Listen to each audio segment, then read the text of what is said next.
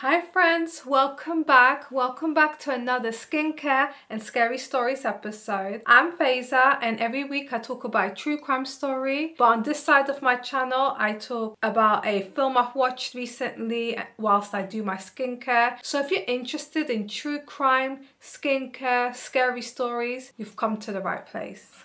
So, American Psycho, have you guys watched it? I watched it recently with a friend and I was just wondering at the end, was Patrick Bateman an actual serial killer or was it just his active imagination? So, let's get into today's review.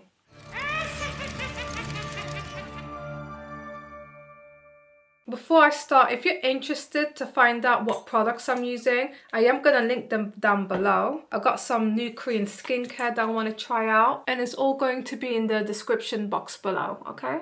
So in 1987, Patrick Bateman, a wealthy investment banker, spends his time dining in fancy restaurants whilst keeping up appearances with his fiancée, Evelyn. And he also hangs out with his rich friends that he doesn't really like that much. During a business meeting, Patrick becomes very angry at his colleague, Paul Allen, for showing off his business cards and he became very jealous. He was jealous of his lavish lifestyle. He was jealous of his overall identity and who he really is. So what he does is Patrick goes out after work and he just murders a homeless man and stomps his dog to death.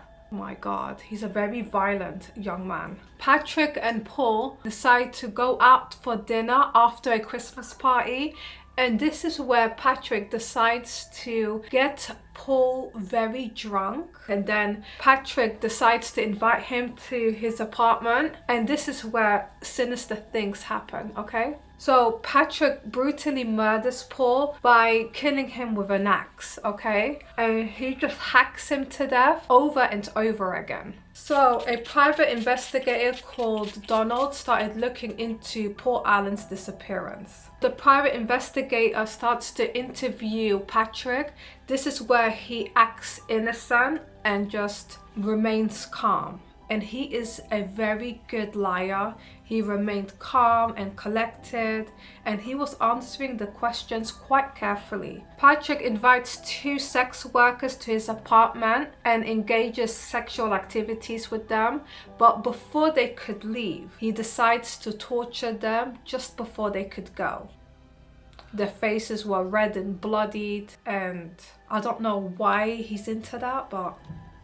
So another colleague named Louis shows off his business card to Patrick, and this is where Patrick gets jealous and attempts to strangle him in the bathroom. However, Louis always had a deep interest in Patrick and he thought he was making a sexual advance to him. However, Patrick just left the bathroom completely disgusted and never spoke to Louis ever again. Patrick then kills a model and hides her severed head in the freezer. It was absolutely terrifying seeing that scene. So unexpected. He invites his secretary, an innocent woman called Jean, to his apartment and tries to kill her with a nail gun, but he stops when he hears a message from his fiancée, Evelyn. So Patrick has lunch with Kimball, who mentions that he has seen Patrick on the day where Paul Allen went missing, giving him an alibi. So did Patrick actually murder Paul Allen or not? Because now he has an alibi.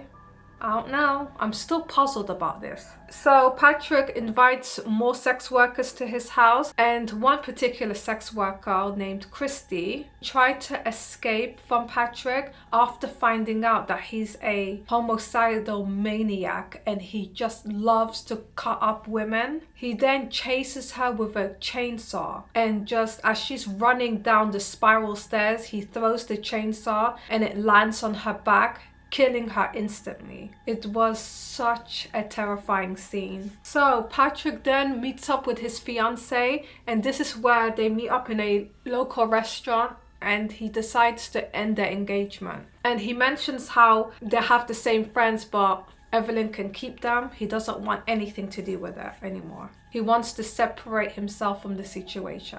So in this part of the film is quite strange. He goes to an ATM to withdraw money, obviously, and then a message appears on the ATM saying that he needs to feed a stray cat. So he finds a stray cat nearby, he picks it up and tries to shoot it, but decides to shoot a woman nearby the ATM instead. And then this is where he falls into a violent spree, where he is shooting at police officers and a car explodes and he's just shooting anyone in sight. And I'm thinking, this can't be real, you know? All of a sudden he has great shooting skills. It's ridiculous. The next day, Patrick visits Paul's apartment just to clean it. However, he finds the place completely empty and for sale. And the realtor at the place was telling Patrick that this home doesn't belong to Paul Allen, and she asks him to leave and never come back. In a panic, Patrick calls Jean and then meets up with his colleagues for lunch. Jean is the secretary and his personal assistant. She's the one that finds disturbing drawings in Patrick's office, and she realizes that there is something wrong with him, and she was completely freaked out by it. So Patrick is losing his mind at this point. He confesses to Carnes that he has murdered Paul Allen, and Paul Allen just laughs it off and doesn't take him seriously at all. And he said that is impossible because he had lunch with Paul Allen in London not too long ago. So him murdering Paul Allen seems impossible. This is where I think he wasn't murdering people, it was all in his head. But I don't know anymore, to be honest, because Paul Allen's apartment was completely clean. He wasn't living in that apartment, so whose apartment did he walk into, you know? So at this point, Patrick is very confused and exhausted. He's questioning everything, whether or not his crimes were real or not. He realized he didn't get into trouble for his crimes, and he's just right back at square one. So what do you guys think? Was Patrick Bateman a serial killer, or was he just a young man living in a very delusional state? Do let me know in the comment section down below. Till then, this brings us to the end of today's video. Thank you so much for hanging out with me. Stay safe, stay hydrated, and I will see you guys very soon. Thanks for watching. Bye.